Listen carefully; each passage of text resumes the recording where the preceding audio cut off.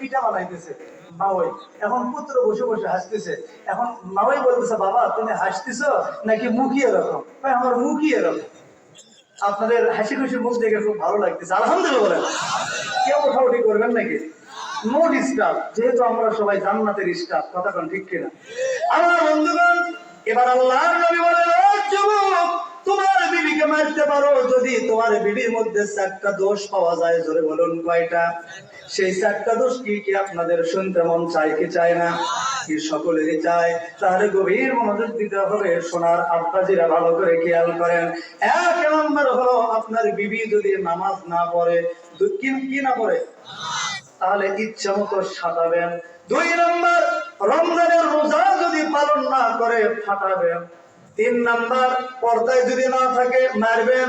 4 নম্বর, এই দোষটা বাংলাদেশে মুসলমান মায়েদের মধ্যে নাই, এই জন্য এটা বলারও দরকার নেই। এটা ভারতে আছে, তাও শুনবেন? আচ্ছা ঠিক আছে বলতেছি। 4 নম্বর, আপনার বিবি যদি মাঝে মধ্যে আপনাকে ফাঁকি দিয়ে অন্য কোন পরপুরুষের সঙ্গে মোবাইলে তাফালিং মারে, ফিল্ডিং মারে, এগুলো তো বাংলাদেশে নাই, এই জন্য তো বলতেছি না। আছে? আপনি কেমনে জানলেন?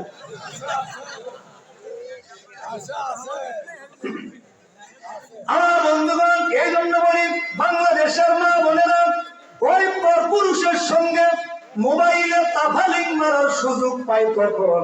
স্বামী বিয়ে করে নতুন বউকে বাড়িতে রেখে বিদেশ চলে যায় যখন। কথা বল ঠিক না বেঠিক? আমার বন্ধুগণ, মানুষের যদি টাকা হারিয়ে যায়, টাকা ফিরে পাওয়ার সম্ভাবনা থাকে। জমির দলিল যদি হারিয়ে যায়, দলিল ফিরে পাওয়ার সম্ভাবনা থাকে। লেখাপড়ার সার্টিফিকেট যদি হারিয়ে যায়, লেখাপড়ার সার্টিফিকেটও ফিরে পাওয়া যায় কি যায় না? কিন্তু বর্তমান সমাজে যুবক ছেলে মেয়েদের চরিত্র নামক সার্টিফিকেট যদি একবার হারিয়ে ফেলে গো বাবা, জীবন ভর কাঁদলেও ওই চরিত্র নামের সার্টিফিকেট ফেরত পাওয়া যাবে না। চিল্লা এখন কথাগুলো ঠিক কিনা? বর্তমান সমাজের যুবক ছেলে মেয়েদের চরিত্র চলে গেছে মোবাইলের ভেতরে, কথা কন ঠিক না বেঠিক?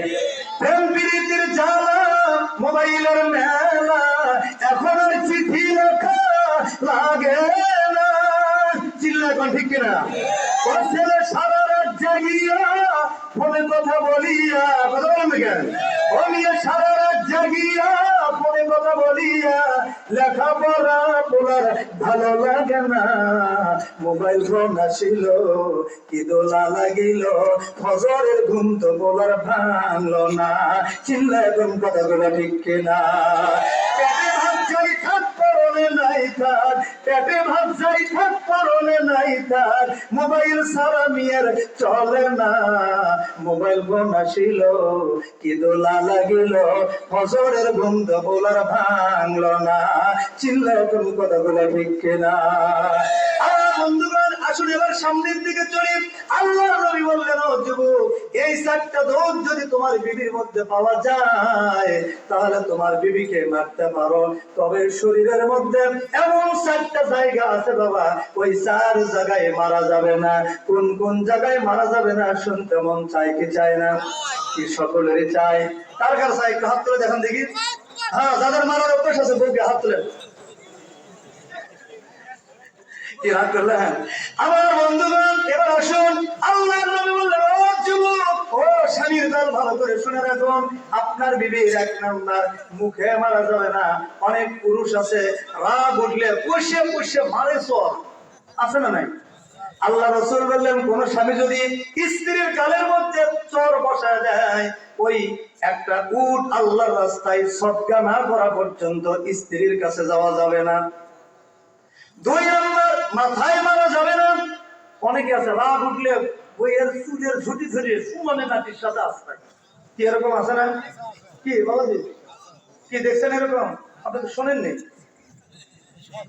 কি? বইয়ের চুলের ঝুটি ধরে মারার অভ্যাস ছিল না আগে? এখন এখন কতটা নাই। আজ থেকে 30 বছর আগেকার কথা বলতেছি। আগে কিন্তু পাড়ায় পাড়ায়, গ্রামে গ্রামে বউ পিটার একটা প্রচলন ছিল। কি ছিল কি ছিল না? যখন বউকে পিটতো, পিটতে পিটতে রাগ সামলাতো না, চুলের ঝুটি ধরে কি মুরব্বী ভুল বললাম কি? এরকম আপনাদের দেখেননি? এরকম করেন না আপনার? আচ্ছা, ওনার এলাকায় আছে। আল্লাহ কেরাত করছেন। আল্লাহর নবী বললেন, ও যুবক, তার 1 নম্বর হলো মুখে মারা যাবে না, 2 নম্বর মাথায় মারা যাবে না। যদি কেউ মাথায় মারে, ওই মাথার চুল পরিমাণ স্বর্ণ আল্লাহর রাস্তায় সদকা না করে বিবির কাছে যাওয়া যাবে না। তাহলে 2 নম্বর মাথায় মারা যাবে না, 3 নম্বর বুকে মারা যাবে না, 4 নম্বর পিঠে মারা যাবে না। তাহলে কোথায় মারবেন? কি পাছায়? পাঁচাত মারবে, পাঁচাত মারবে। দেখছেন মুরব্বী? হ্যাঁ, পাঁচাত মারতে পারে। পাঁচাত থেকে মানে মাজার থেকে শুরু করে নিচে যত জায়গা আছে ইচ্ছা মতো সাজাবেন। তবে আল্লাহর নবী বললেন, ও যুবক, যে লাঠি দিয়ে তুমি মারবা সেই লাঠিটা হতে হবে মেসওয়াকের সমান। কিসের সমান? মেসওয়াক কত বড় হয়? ওই যে রড বাল্বের সমান 3 হাত, 2 হাত, একটা করে। হ্যাঁ, একটা করে বা 10 আঙ্গুল ধরেন, এই মোবাইলের সমান। এখন এই লাঠি দিয়ে এইভাবে ধরে মারতে হবে। এখন এই ওয়াজ এক জায়গায় করছি, আর বুড়ো মানুষ কয়, হুজুর এই লাঠির এইটুকু ধরলে এইটুকু দিয়ে কেমনে মারবো হুজুর? আর এক বুড়ের বেটা কয়, হুজুর আমি একটা বুদ্ধি বাইর করছি। যতই ছোট লাঠির হোক, বুদ্ধি একটা আছে। কি বুদ্ধি? কয়, হুজুর লাঠির মাথাটা চাকু দিয়ে চোখা করে নেব। বুঝলেন? চাকু দিয়ে চোখা করে নিয়ে হুজুর হাত দিয়ে ধরবো না, কি দিয়ে? কয় পিলাস দিয়ে ধরবো। সব চোখা করে নিয়ে পিলাস দিয়ে ধরে কয় এইভাবে ঘুরতে হবে। আচ্ছা, এইভাবে যদি ঘুরতে যাচ্ছে কিনে নিলে বলার টাইম পাবে না। আল্লাহ নবী বললেন, ও যুবক, তোমার বিবিকে মারতে পারো, তবে হাটে ফেলাম চলবে না, রক্ত ঝরানো যাবে না। আল্লাহ নবী বললেন, ও যুবক, লাঠিটা এইভাবে হাতের মুঠোর মধ্যে ধরতে হবে। আর এইভাবে দেখেন, যাদের মারার অভ্যাস আছে। আর এই যে যেটুকু জায়গা বাকি থাকলো এইভাবে, তাও উপরে নয়, মাথার থেকে উপরে নয়, মাথার থেকে নিচের দিকে, পাশার থেকে শুরু করে নিচের যত জায়গা আছে এইভাবে মারবেন। চিন চিন চিন চিন করে মারবেন। মারবেন আর বলবেন, কেমন কেমন কেমন। হ্যাঁ, মা বোনেরা খুশিতে বলগুলো হয়ে গেছে। মায়েরা চিন্তা করতেছে, এত সুন্দর কলজা টুকরা হুজুরে, এই হুজুরা প্রত্যেক বছরে বছরে আনা দরকার। কারণ হুজুর মারিয়ে ওয়াজ করছে ঠিকই, কিন্তু এমন কায়দায় নারী শিক্ষা দিয়ে গেল যে কিয়ামত পর্যন্ত মারলেও কিছুই হবে। তবে আল্লাহর রাসূল বললেন, ও যুবক, তোমার বিবিকে মারা যাবে না, তোমার বিবিকে সুন্নাত তরিকায় আদর করবা। কি তরিকায়? আল্লাহ রাসূল তার স্ত্রীদেরকে যেভাবে সুন্নাত তরিকায় আদর করছেন সেইভাবে শুনতে মন চায় কি চায় না? কি বলবো? তিন সূরাতে আল্লাহ রাসূল তার স্ত্রীদেরকে আদর করেছেন। 1 নাম্বার, আল্লাহ রাসূল যখন বাইরে থেকে ঘরে আসতেন তখন সালাম দিতেন, সালাম দিয়ে মুসাফা করতেন। আমাদের তো স্বামীরা সালাম দেয় না। আজ থেকে আপনারা বিবিদেরকে সালাম দিবেন কি দিবেন না? কি দেওয়া যাবে কিনা যেরকম? হ্যাঁ, প্রথম হয়তো সালাম দিলে হয়তো আপনার স্ত্রী হয়তো বলতে পারে যে, মুন্ডুর বাপ তুমি কিসের ভাটকা শুরু করছো? আপনি বলবেন, মাহমুদ সাহেব বলে দিয়েছে রাসূলুল্লাহর হাদিস, আগে স্ত্রীদেরকে সালাম দিতে হবে। 2-3 দিন দেওয়ার পরও দেখবেন স্ত্রী আপনাকে সালাম দেবে। চিল্লায়ে কোন সুবহানাল্লাহ। আল্লাহ রাসূল বললেন, স্ত্রীকে সালাম দিয়ে যখন হাতটা ধরে এইভাবে মৃদু চাপ দিবে, আল্লাহ রাসূল বললেন, ওই সময় স্ত্রী যদি মুস্কি হাসি দেয়, যে কয়টা দাঁত বের হবে ওই কয়টা নফল হজের সওয়াব তাদের আমলনামায় লেখা হবে। চিল্লায়ে বলেন সুবহানাল্লাহ। শুধু তাই নয়, ওইভাবে যদি স্বামীর বিছানায় যদি 1 খিলি পান বা একটা চকলেট নিয়ে মুন্টুর বাপের কাছে গেল বিছানায়, আল্লাহ রাসূল বললেন, নিজের চুলটা বালিশের উপর বিছাইয়ে দিল, ওই বালিশের উপরে আপনার স্বামী শুয়ে বলল। আল্লাহ রাসূল বললেন, মসজিদে নববীতে, মদিনার মসজিদে নববীতে 10 বছর ইতিকাফ করলে যে সওয়াব হবে সেই সওয়াব স্বামী স্ত্রীর আমলনামায় দেওয়া হয়। চিল্লায়ে কোন সুবহানাল্লাহ। আল্লাহ রাসূল বললেন, তাহলে 1 নম্বর আল্লাহ নবী বললেন, যখন তোমার স্ত্রীর মধ্যে রাগ দেখবা, কি দেখবা? রাগ, তখন স্ত্রীর মাথার উপরে হাত রাখবা। যুবক বললেন, ইয়া রাসূলুল্লাহ, কপালে হাত রাখলে কি হবে? আল্লাহ নবী বললেন, হাতটা রেখে এই যে চুলের সামনের চুলের 1 গুছি চুল এইভাবে পেঁচ দিয়ে ধরবা, তারপর পড়বা, ওমিনান নাসি মাইয়াত্তাখিযু মিন দুনিল্লাহি আনদাদা ইউহিব্বুনাহুম কাহুব্বিল্লাহ। আল্লাহ নবী বললেন, তোমার হাত তোমার স্ত্রীর কপালে রাখার সঙ্গে সঙ্গে তোমার স্ত্রীর মাথার যত রাগ সব ঠান্ডা হয়ে পানি হয়ে যাবে, আল্লাহর হালাল মহব্বত পয়দা হয়ে যাবে। চিৎকার মেরে বলুন সুবহানাল্লাহ। 2 নম্বর, আল্লাহর নবী বললেন 2 কানের লতি বুলাইয়া বুলাইয়া আদর করবা। এই যে কানের নরম জায়গাটা আছে না, কানের লতি বুলাইয়া বুলাইয়া আদর করতে হবে। কান টানলে কিন্তু খবর আছে, বুঝলেন? তাহলে কয়টা গেল? আজ থেকে স্ত্রীর কানের লতি এইভাবে বুলাবেন, আস্তে আস্তে নাড়াচাড়া করবেন, দেখবেন স্ত্রী খুশিতে গুলগুলা হয়ে গেছে। 3 নম্বর, আল্লাহর নবী বললেন যুবক রে, তোমার স্ত্রীর 2 ঠোঁটের নিচে ঠোঁট ধরে আদর করবা। আর এইভাবে আমার দিক দেখেন, এইভাবে আদর করবেন, দেখবেন আপনার স্ত্রী, আল্লাহ রাসূল বললেন, আমি আল্লাহর কসম করে বলতেছি, ওইভাবে যদি ঠোঁটটা যদি নাড়াচাড়া করেন, স্ত্রী খুশিতে গুলগুলো হয়ে যাবে। ওই স্বামীকে ওই মুহূর্তে ভালোবাসা না দিয়ে থাকতে পারবে না। জোরে বলেন ঠিক কিনা?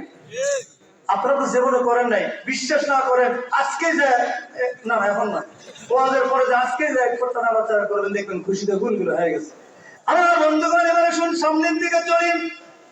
পর্দার ওয়াজ বেশি করবো না, শুধু 2 মিনিটেই পর্দার উদাহরণ দিয়েই আমি ওই মহিলার কথা বলবো, যেই মহিলাটা মৃত্যুর জন্য অপেক্ষা করতেছে, আর হাফেজ আবুল বারাকাত তাকে রক্ষা করার জন্য চেষ্টা করতেছে। মনে আছে না নাই? কারা কারা শুনবেন একটু হাত তুলে দেখা। শুধু 2 মিনিটের উদাহরণ দেব। আপনাদের এলাকায় সবচাইতে দামি কলা, সেই কলার নাম কি? অনুপম কলা। দামও বেশি, মানুষ খায়ও বেশি। এখন যদি কলাওয়ালা চিন্তা করে মানুষের সিলে খাইতে কষ্ট হবে, অতএব সুসা সিলে বাজারে নিয়ে যাব, আপনারা বলেন তো তাহলে কি কলা বিক্রি হবে? টাকা দিয়ে কেউ খাবে না, মান্নাও খাবে না, কুত্তা দিলে কুত্তাও খাবে না। জনগণ ঠিক কিনা? আমরা গো চোচা সারা সিলে কলা যেমন বাজারে বিক্রি হয় না, বেপরদা নারী জান্নাতের বাজারে বিক্রি হবে না। ঠিক না ঠিক? ও প্রিয় মা বোনেরা, পর্দা ছাড়া বাইরে যেও না। ও গাইবান্ধার মা বোনেরা, পর্দা ছাড়া বাইরে যেও না। পর্দা ছাড়া বাহির হইলে জাহান্নামের আগুন ছাড়বে না। বাংলার মা বোনেরা, পর্দা ছাড়া বাইরে যেও না।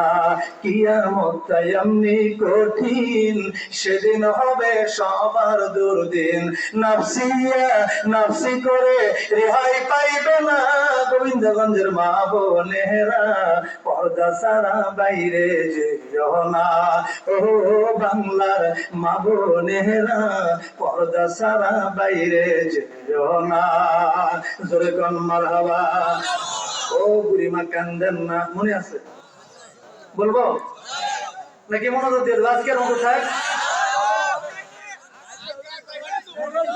আচ্ছা, মনোযোগ না করে, মনোযোগের আগে এই ঘটনাটা, মালদ্বীপের মানুষগুলো কিভাবে ইসলাম, মালদ্বীপের জমিনে কিভাবে ইসলাম আসলো, এটা না শুনে কে কে যাবেন? তারা একটু হাত তুলে দেখান তো দেখি। কেউ যাবেন না?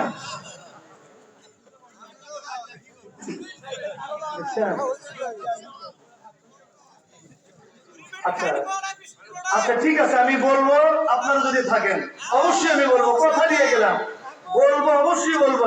যেটা ধরছি ওর শিকড় তুলবো, একটা রাত খাক আর যাক। তবে 5টা মিনিট ঘড়ি ধরে 5 মিনিট একটু বিরতি দিব। 5 মিনিটের পরে আমার মূল আলোচনায় আবার অংশগ্রহণ করবো।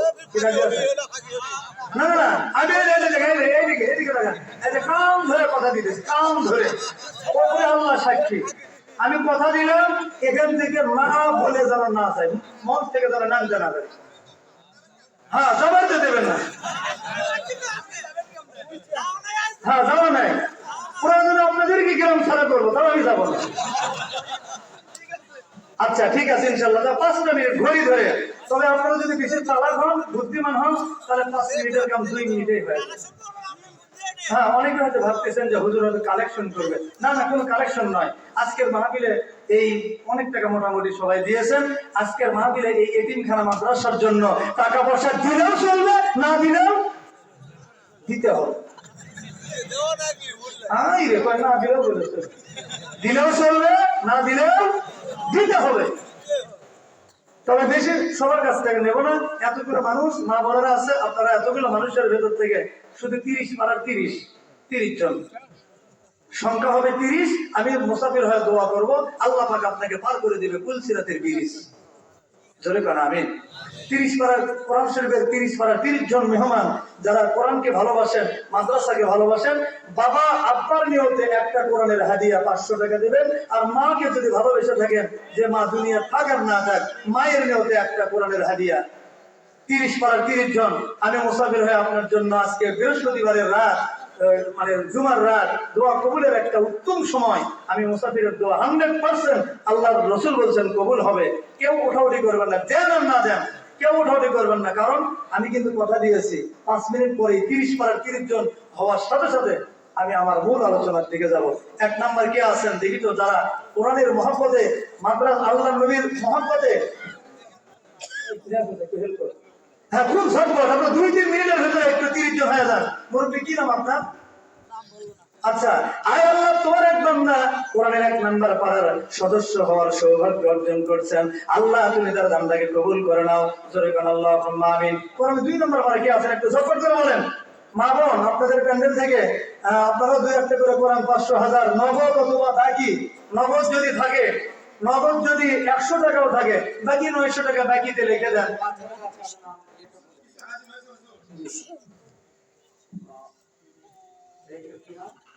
হ্যাঁ, আয় আল্লাহ, কিসের ব্যবসায়ী?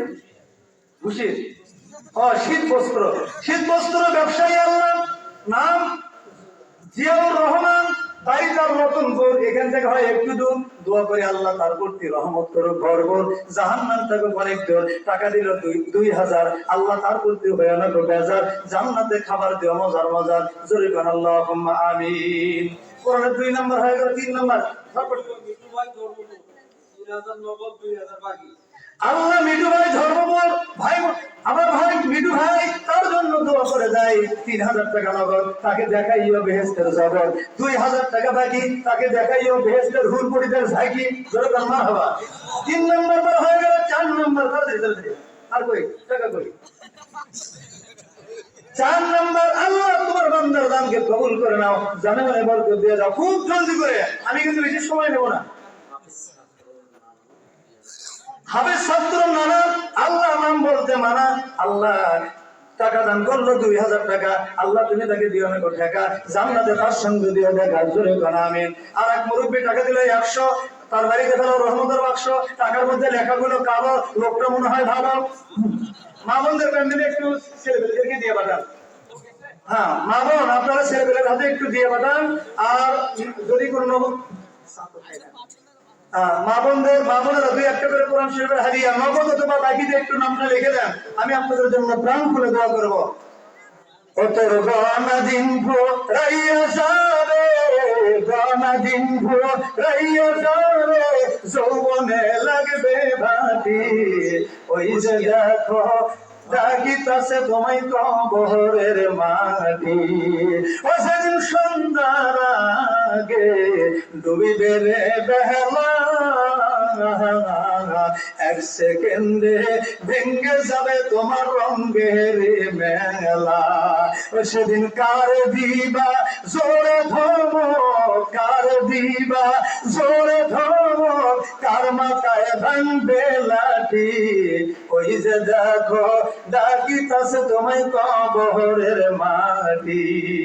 আয় আল্লাহ, তোমার এক বান্দা হারুনুর রশিদ, আল্লাহ 500 টাকা করলো দান করছে, বাপের বেটার গান। আল্লাহ জানে মানে বরকত দিয়ে দেন। কোরআনের 5 নাম্বার হয়ে গেল। 6 নাম্বার নাম ছাড়া, নাম বলতে মানা। আল্লাহ তোমার এক বান্দা 500 টাকা দিল চান্দা, পরকালে লাগবে না তার কোন রকমের কান্দা। জোরে বলেন আল্লাহুম্মা আমিন। 7 নাম্বার কোরআনের সঙ্গী হওয়ার জন্য কে কে আছেন গো? আজকে আমি মুসাফির হয়ে আপনার জন্য প্রাণ খুলে দোয়া করব। আল্লাহ রাব্বুল আলামিন আপনাকে আপনার নেক আশাকে কবুল করে দিবেন, আপনার অসুস্থতাকে সুস্থতা দান করে দিবেন।